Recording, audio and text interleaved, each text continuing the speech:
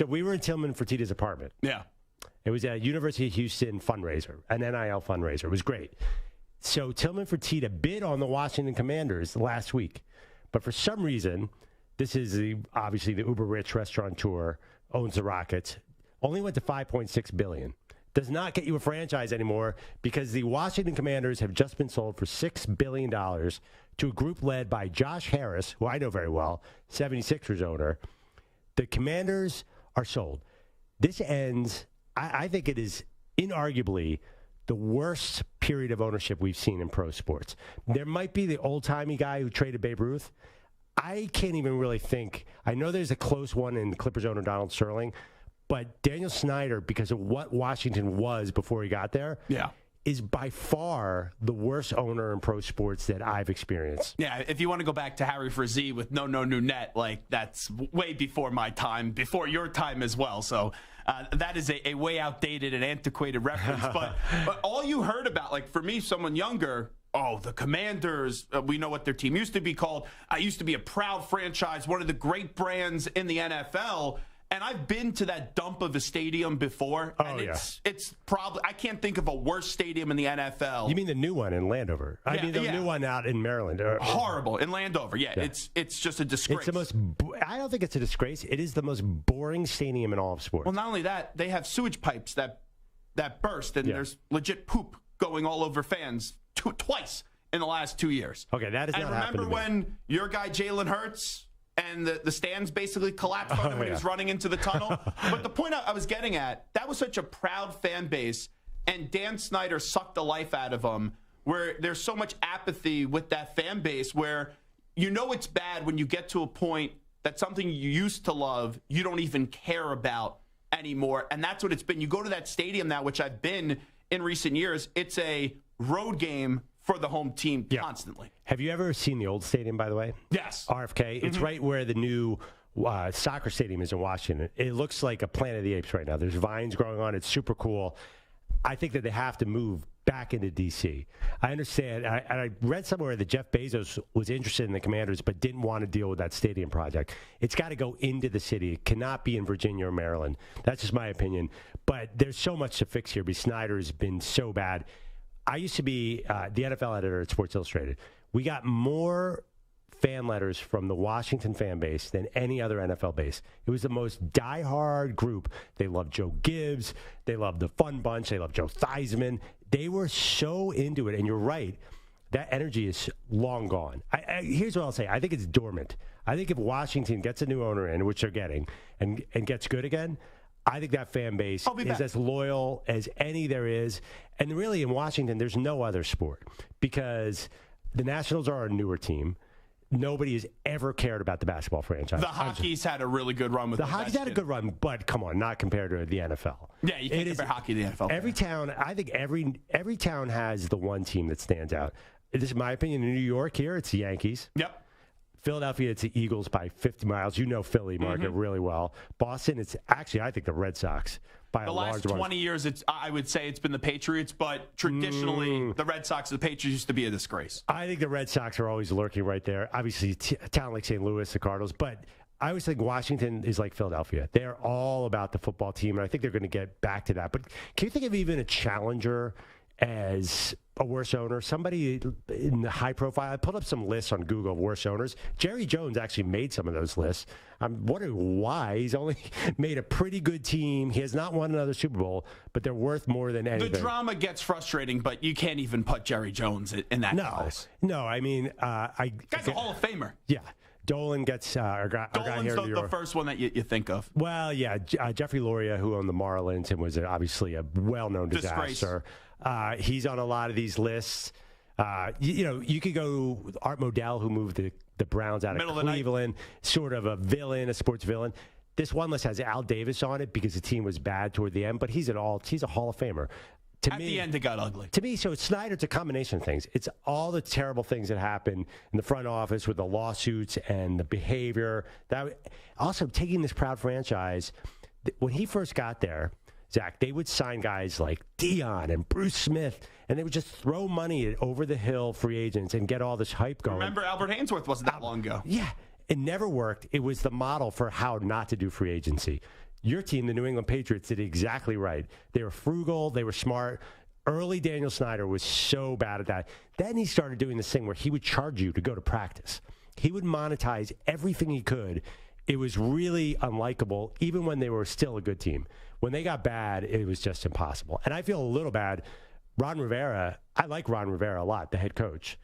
But he's had to be the head PR person for the last few years. It's an insane job that he's had. He's had to apologize for his owner. Also, Daniel Snyder was the one that got Carson Wentz there, which, by the way, just a joke that this poster is even within 5 feet of me right now. I told you, Zach. I called in when you were guest hosting on Monday. It's the only Eagles poster I had, and I needed. Yeah, that's going to change. I ordered you something. Maggie's got a Fred Jackson jersey right here. It's a Buffalo thing. Wait, you ordered it? Oh. Mm-hmm. I ordered a new poster. You did? Yeah. I'm not telling you what it is. The people that were listening on Monday had a hint a little bit. I altered it, but you will have a new poster depending on when it ships. It is not shipped yet within 2 to 3 weeks. Is it Nick Foles? No.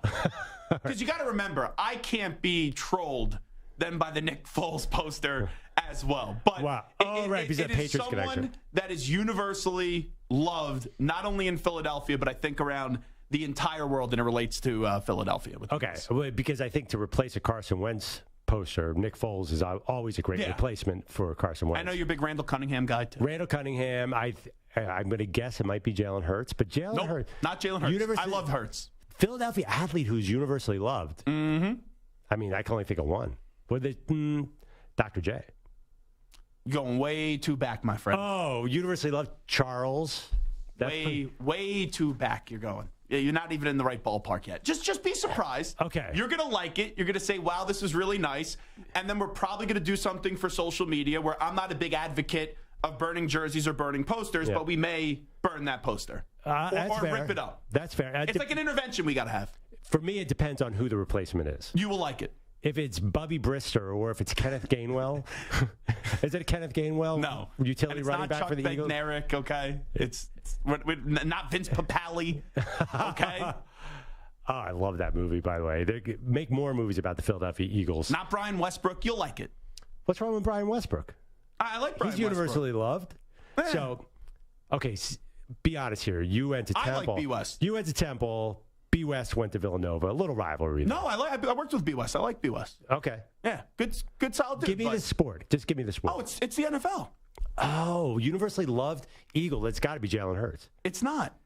Just universally loved. It can't be T.O. You are the kid. It can't be T.O. You are the kid that you ask what you want for Christmas or Hanukkah, and then you just pester your parents over and over and over and over again when they already bought you the gift.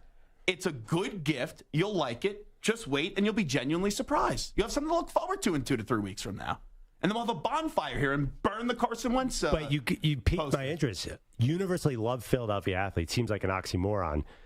Even Reggie White wasn't universally loved. Okay, well, I'll think about it. I'll have to wait. You got a good poker face. Well, I told you once, you're not necessarily a man's man. This guy is a man's man. So I don't know if you'll love it. Wait. But you should love it. Oh, okay. What do you mean I'm not a man's man? When did you tell me this? I told you this when I filled in last time. That's probably why I haven't filled in since. Back like over a year ago. Maggie was out. I'm sorry. It's not like you're walking in with overalls and a level and a hammer, Zach. No, but what makes you a man's man? But I'm someone that would sit down, eat a bunch of chicken wings on a Sunday, watch the games, get your hands dirty, I get my hands dirty. Not worried about like cleanliness and all that. You know, I just think I relate more to the common person than you do. You're a big star. You know, all your past with Dan Patrick, radio legend. Well, I mean, I think people get intimidated of you. Just because I have a PA cut the chicken wings so that I don't have to deal with the bone? Is that what you're talking about? Yeah. What, you cut your wings? No, I'm not. I'm not Mike Greenberg. Yeah. Big problems with Mike Greenberg, by the way. Back to the height thing for 1 second. I was thinking about this. Is there anyone in the media that's taller than us? Scott Van Pelt's a little taller. He's about an inch taller. Well, that weren't athletes? That we're not pro athletes. We're not NBA or NFL Yeah, I was going to say your pal Ryan Leaf and Dan Orlovsky, they dwarf us. No, Orlovsky's pretty close. Orlovsky, he's a string bean once again, but he's tall. I saw him out Super Bowl week. We were at the same restaurant, and he is a large Not wide, but tall human being. We might be the tallest combined radio show of non-professional athletes in the history of sports talk radio. There's some dude in Maine that I met at the Super Bowl. He's a tall dude. Brady something. There's a dude from New Mexico who's gigantic. But we're pretty good. But anyway, back to Dan Snyder just real quickly, because I want to make one more point here. I just hope Commanders fans with this new Harris group are going to start winning. That is what I hope, because that's a fan base that deserves it. And also, I know we all look at Dan Snyder and what happened off the field is just ineptitude and incompetence and someone that should not be representing the NFL. But the biggest reason why he's turned that fan base away, if we're being realistic, his team hasn't won. Absolutely. The team's done nothing in the last 20 years. And now, I'm not saying they need to go win a Super Bowl, go be in an NFC title game, but give those fans a good product. And I'll go here. Lamar Jackson's still available. Odell Beckham get introduced today. No guarantees there. If I'm Josh Harris, I'm coming in swinging, and I'm doing everything in my power. I know it may upset the other owners with the contracts and everything, but I'm trying to go get Lamar Jackson and bring some excitement back to that fan base for what? Like the first time since when they drafted RG3? That was an exciting year that they completely blew. I disagree a little bit. The losing has a lot to do with the front office behavior. It's called organizational dysfunction. I think if you act like a loser to all your employees, then you're probably going to put a losing product out on the field. And the teams that are in the top of the draft year after year after year, to me, that starts with ownership group. I don't want to name any specifics other than Detroit, but I think if you don't act at the highest professional level in the front office, not a Ford family guy? I don't actually mind the Ford family, but I think there's a reason. It's organizational dysfunction that they do the same mistakes over and over and over again. Draft a receiver like 9,000 times, I felt like, when I was growing up. Just talked about that the other day. Mike Williams, Charles Rogers, Roy Williams. Wow. Craziest, the Matt Millen run. It was awesome. I had no idea why they were doing it. 3 of my favorite college players of all time. But I do think that that's the kind of mistake that starts at the ownership group, even if you don't see it. So that's our question right now. You give us a call, 855-212-4CBS, 855-212-4227. A, is Snyder the worst owner that you've ever seen? And B, I like your idea, Zach. Is it now time for Josh Harris to make a splash, go after Lamar Jackson? That's an expensive splash, Zach. That's very expensive. Josh Harris, they just bought the team for $6 billion. I know that they tried to pinch pennies during the pandemic when they fired a bunch of people, but I think they have the money. And I'm going to assume this was a good investment. Now, Snyder only bought the team for $750 million, ends up selling it for $6 billion. In what, 20, 30 years from now when Harris looks to sell the team, I bet you it will probably be double that, because we know how these prices just keep on skyrocketing. Yeah, of course Lamar Jackson is not about the pure money. It's about the cap space. Harris has a private plane. But he has a private helicopter. He could afford Lamar Jackson. The $230 million is a lot to us, the regular guys, not to Josh Harris. Forget the money, though. It's a cap space. His cap situation is so bad because of James Harden and the 76ers. Does he want to be in cap hell in the NFL, too? I don't think so, Zach. Well, I also did see that Magic Johnson is a part of this ownership group. Now we're just going to get insufferable tweets from Magic. The obvious tweets from Magic Johnson about the Commanders. I love it. I can't wait. I can't wait.